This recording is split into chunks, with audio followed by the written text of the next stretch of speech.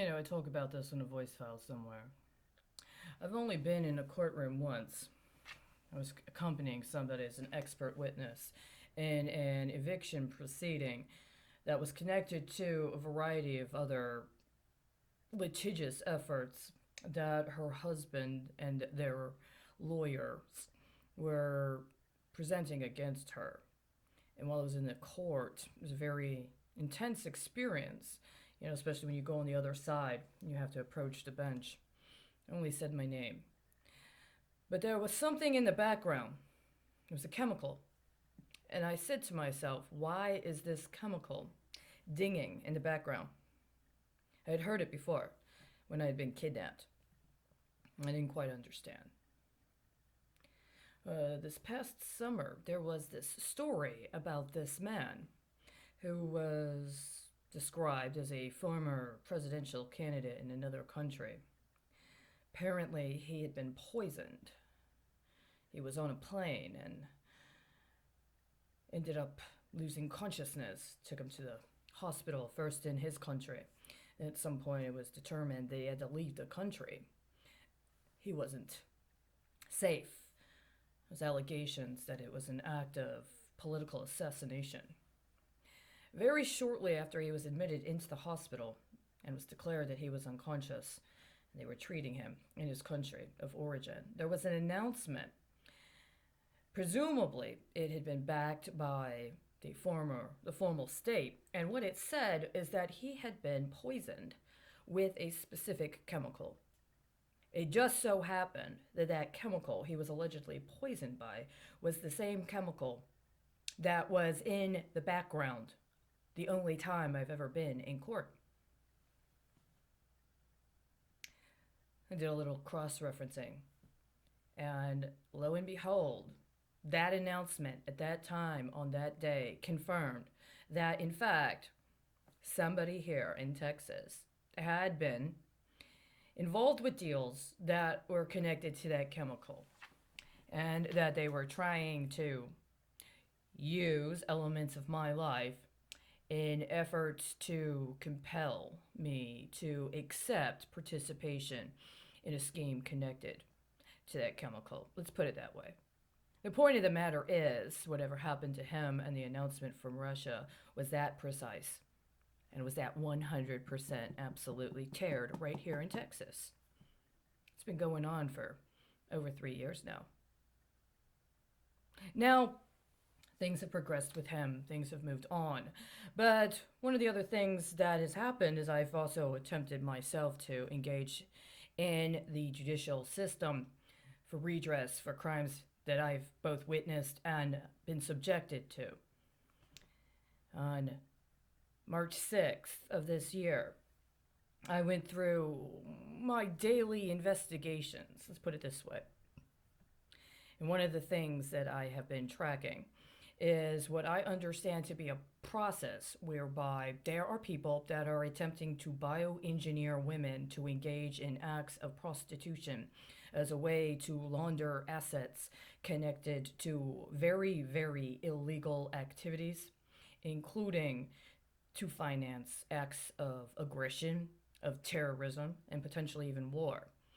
Now, women are being bioengineered and engaged in acts of prostitution in a specifically concerted, organized syndicalism that is aimed at using them to launder money and as a sort of incentive to people that are engaged in concurrent illicit processes. I've reported this to Interpol, I've reported it in various manners.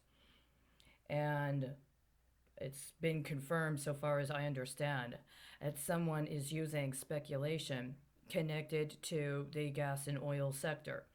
Now, the thing about the gas and oil sector and speculation on oil prices is that nobody likes to node their derivatives.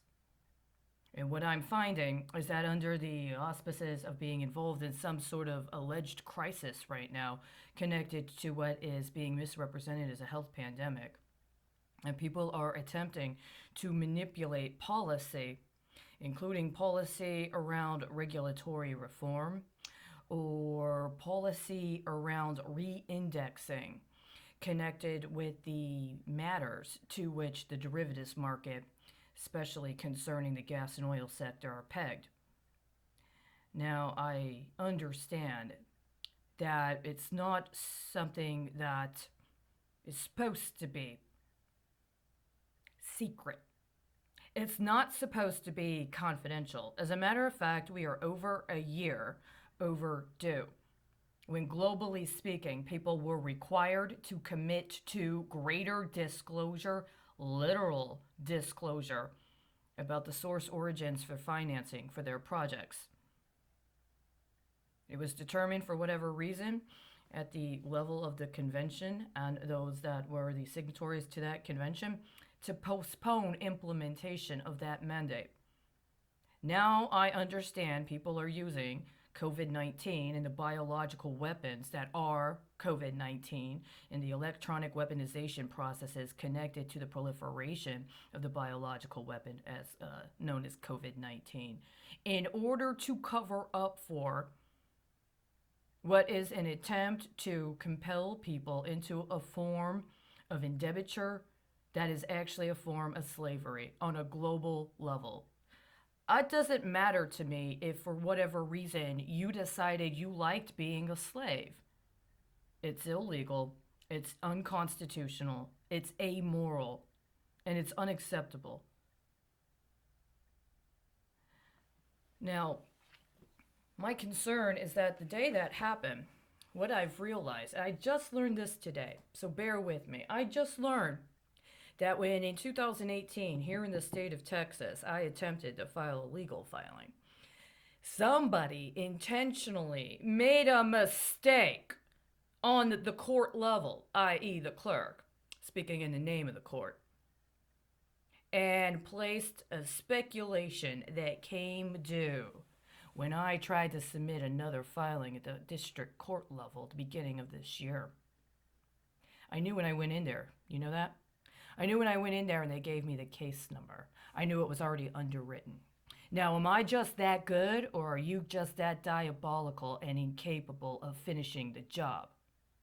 It doesn't really matter, because it's gone as far as it's gone. And now, your insurance scheme has revealed the complete, utter bankruptcy of your insurance scam and given me insurance.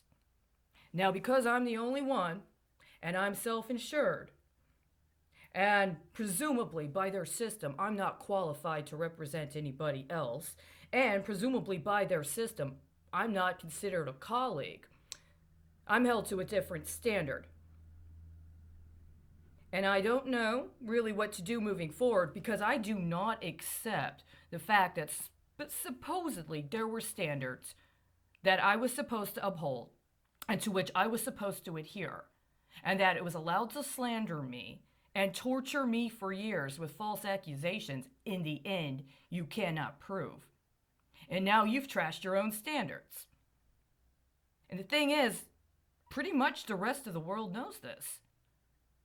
Pretty much the people that have been slandered, including the national entities that have been slandered in the last 4 years of this cover-up at the least, they already know. If you ban us from talking to them, does that mean we're just not supposed to know that what you're doing is wrong? It's wrong. And it's wrong to try to shut us off and isolate us now so that you can try to manipulate another generation of young people into growing up thinking what you're doing is in any way, shape, or form acceptable. This is not a period of time we can compare to Nazi Germany because of various material and political conditions. It's worse. It's even worse. And at some point, this little subconscious state that was actually manipulated first, I believe, and understand at the level of the Federal Reserve is going to need to check itself. If you thought it was okay to keep silent about what was going on at the end of 2017 to 2018, and then again at the end of 2018 to 2019, when people were being intentionally trafficked to the U.S.-Mexico border as part of a recapitulation of an ongoing human trafficking scheme that was using people as digital accounts, and you thought you were going to use that as leverage to get your federal employee benefits, or that you were going to connect yourself to an alleged workers' struggle that was based upon completely disempowering and disenfranchising entire populations of people, you have to understand what you're actually putting yourself into. It's very easy these days, if you want to go there, to pick a target. Who has a job? Who has a job? Who still has a job right now? Who's getting paid right now? Who's on the payroll right now? I'm not talking about being at a temp agency where you sign up and then they get to submit a list and maybe get some credit they can farm out. I'm talking about who has a job. Who's able to say they're actively employed right now? It's really, really easy. And that's where we are. Court system's still working, right? Police are still working, right?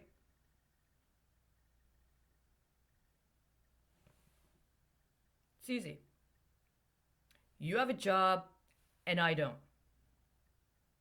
And we are where we are.